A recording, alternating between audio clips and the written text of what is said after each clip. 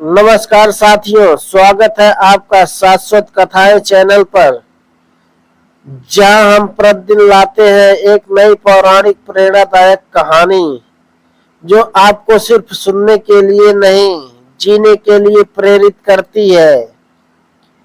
आज की कथा है उस राज ऋषि की जो सिंहासन पर बैठा था लेकिन अंतर में सन्यासी था। यह है राजा जनक की आत्मज्ञान प्राप्त की अमर गाथा। मिथिला के राजा जनक एक प्रजावत्सल, न्यायप्रिय, तेजस्वी और वैराग्य युक्त शासक, परंतु उनका वैराग्य सामान्य नहीं था। वे राजमहल में रहते हुए भी संसार से अलिप्त रहते थे। उनके दरबार में विद्वान ऋषि और संत निरंतर आते थे। एक बार अष्टावक्र ऋषि वहां पहुंचे, जो बालक रूप में थे, शरीर से विकृत लेकिन आत्मज्ञान में पूर्ण। जनक ने जैसे ही अष्टावक्र को देखा, कुछ राजपुरुष हंस पड़े और अष्टावक्र बोले, हे राजन, क्या यहाँ शरीर देखा जाता है या आत्मा? जनक मुस्कुराए और उन्हें सभा में स्थान दिया। फिर हुआ वह ऐतिहासिक अष्टावक्र जनक संवाद, जिसमें अष्टावक्र ने राजा जनक को आत्मा का ज्ञान दिया। राजन, आप देह नहीं है,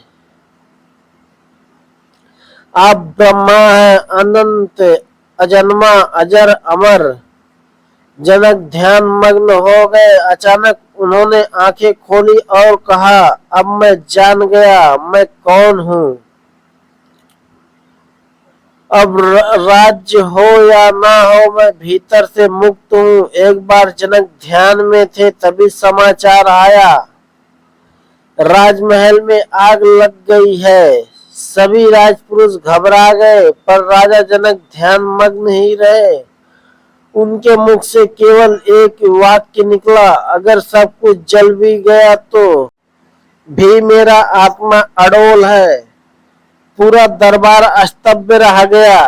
बाद में पता चला, आग बाहर नहीं, महल के पास जंगल में थी। लेकिन जनक की स्थिरता ने सभी को झकझोर दिया।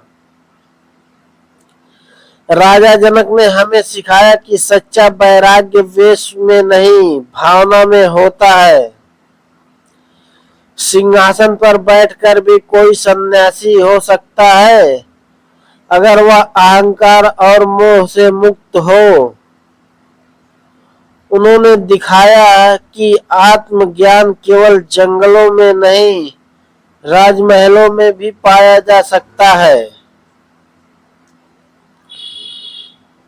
दर्शकों से सवाल है, क्या आज की दुनिया में हम भी राजा जनक जैसे बन सकते हैं?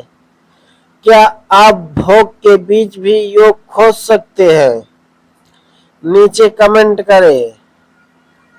राजा जनक मार्ग या जंगल मार्ग, आप किसे चुनते हैं? कहानी अच्छी लगी हो तो चैनल को सब्सक्राइब करें, वीडियो को लाइक करें। धन्यवाद मित्रों, मिलते हैं अगली कहानी में इससे भी अच्छी प्रेरणादायक कथा के साथ।